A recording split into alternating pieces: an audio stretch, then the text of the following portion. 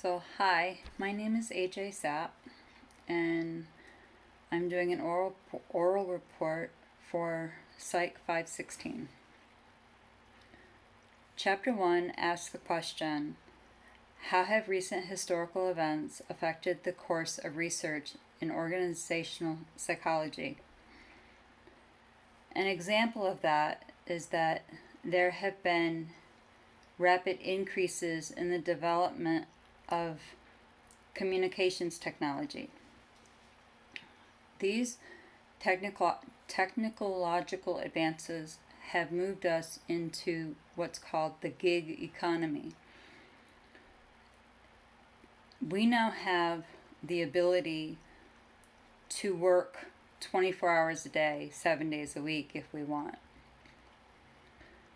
without having health coverage or taxes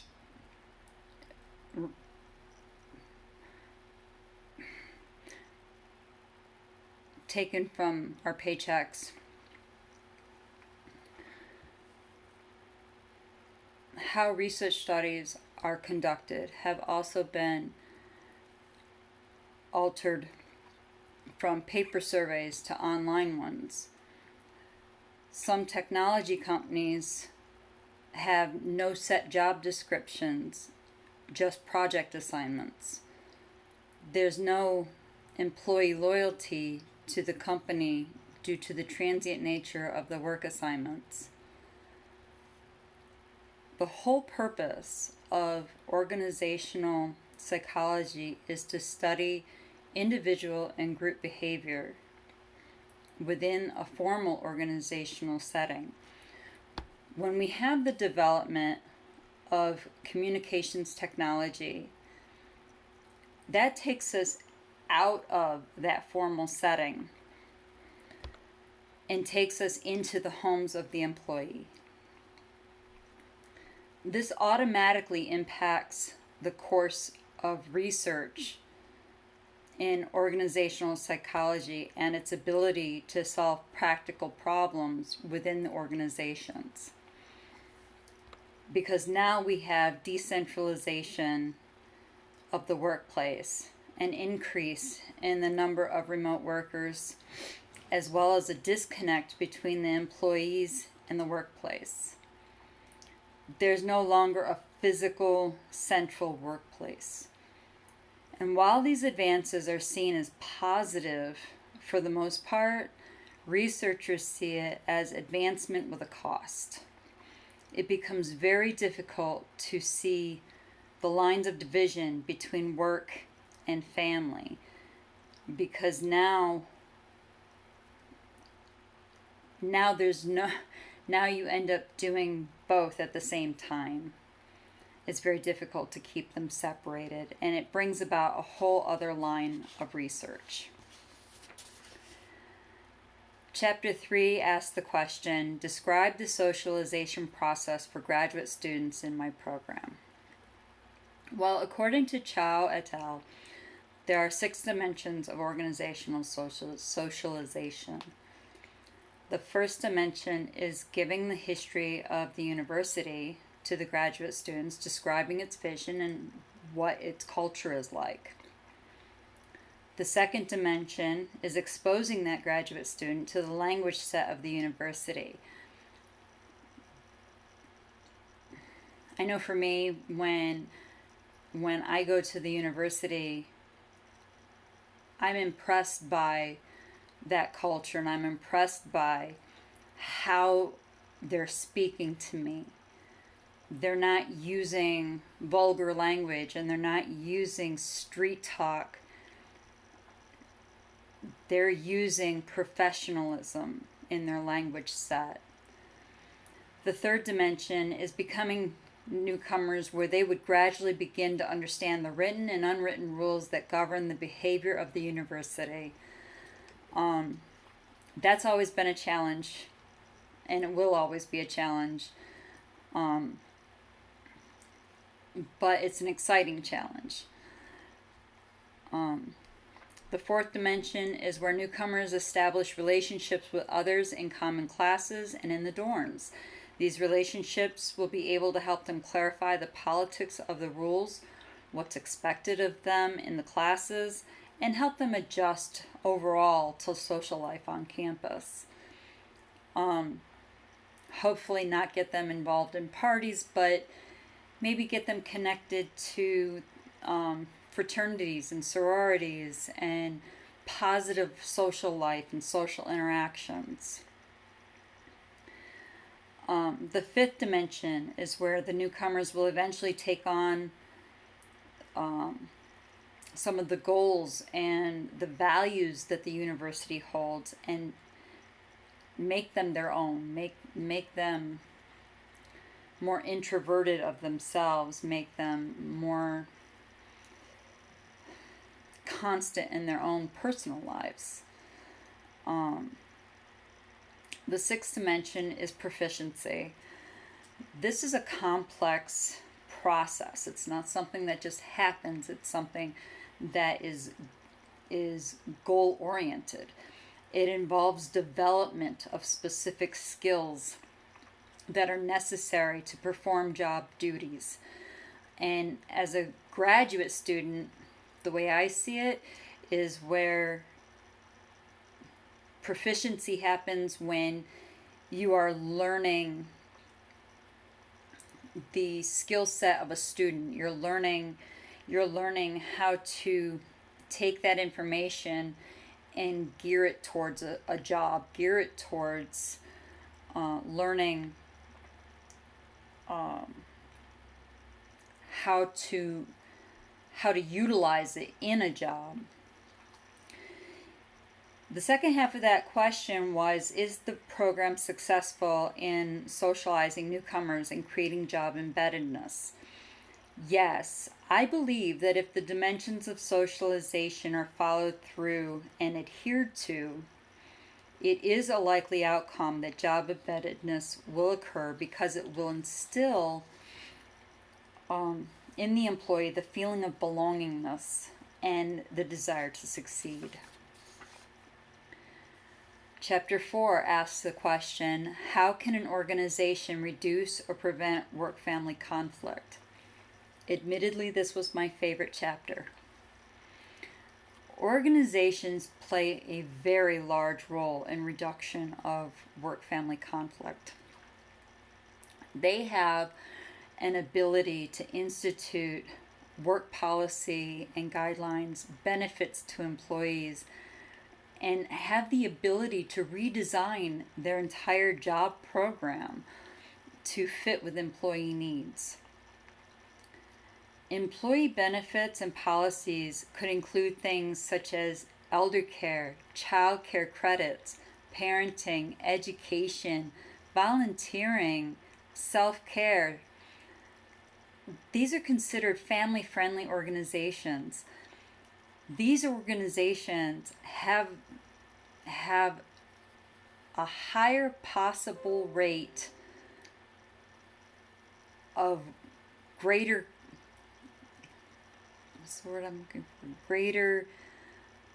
impact, greater return into the organization because they have a greater employee satisfaction rate.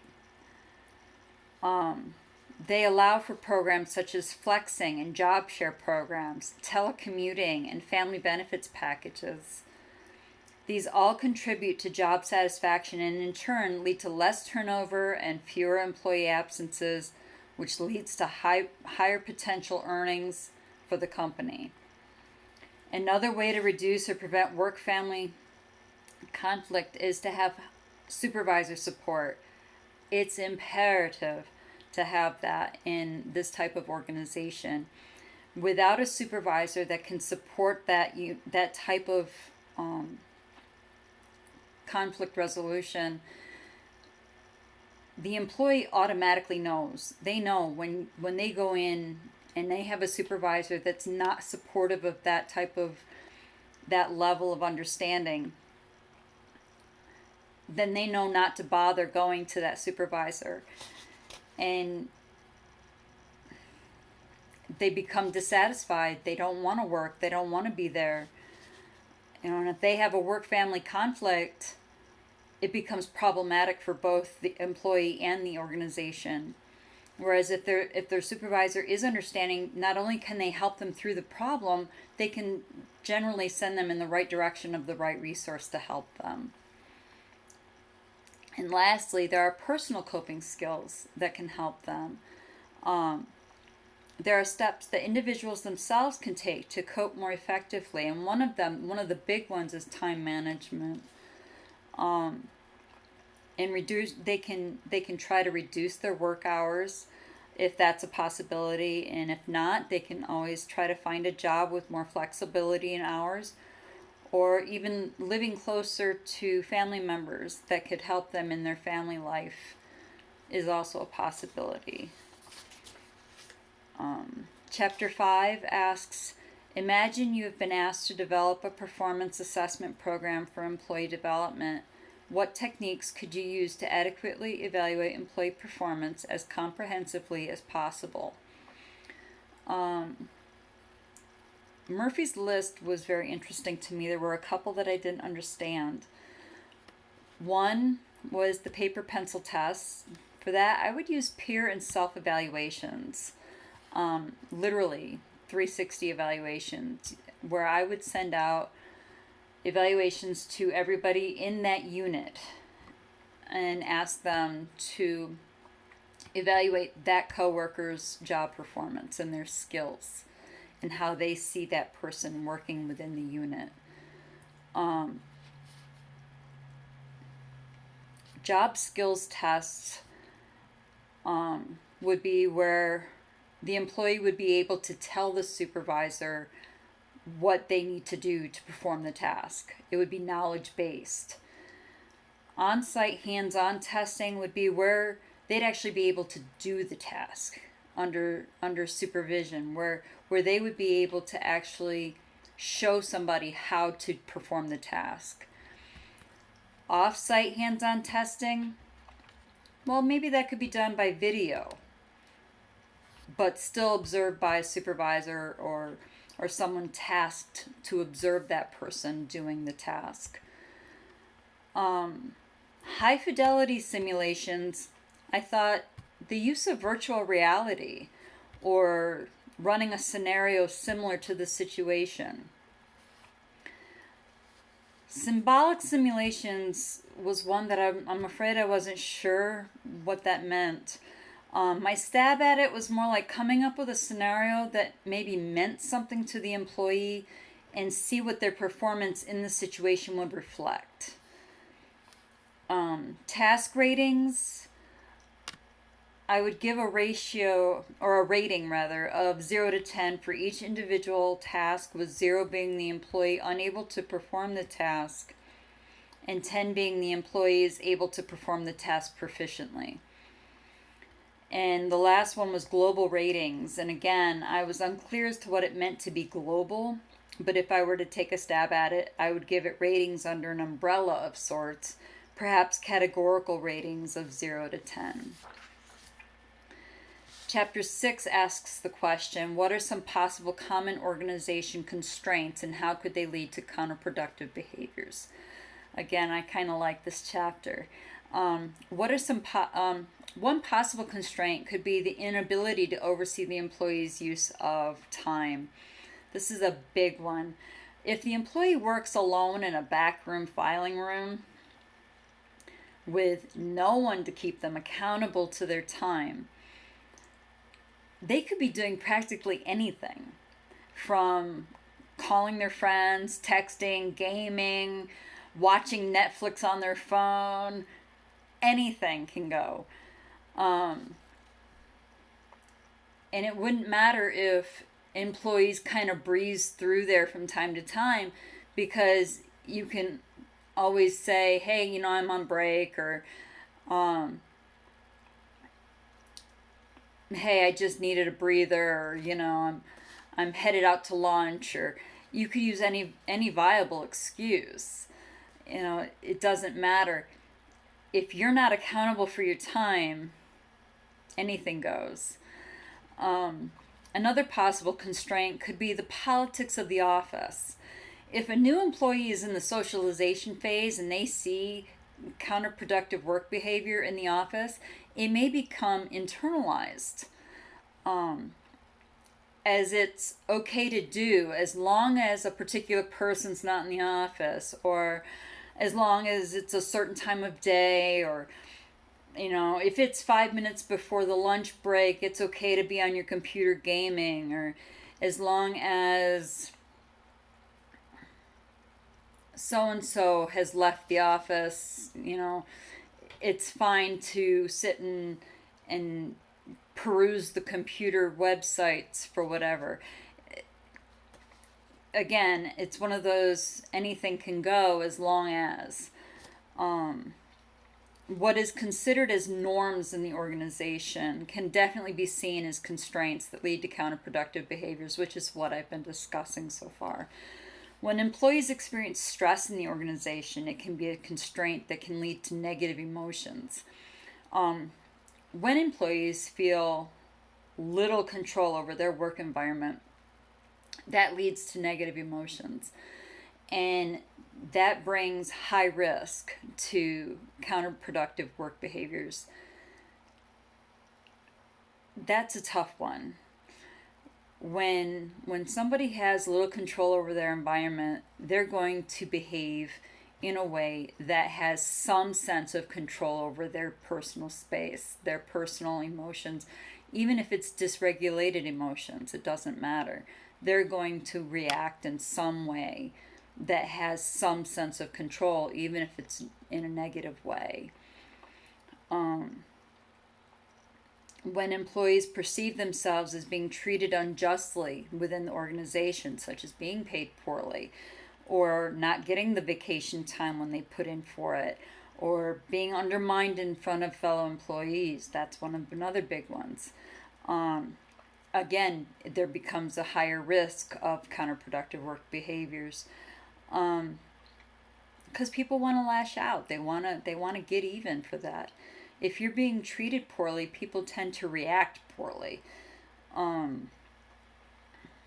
Even as, like I said, even as an undermining tactic, it becomes generally a negative impact on the company. That's it. Thanks.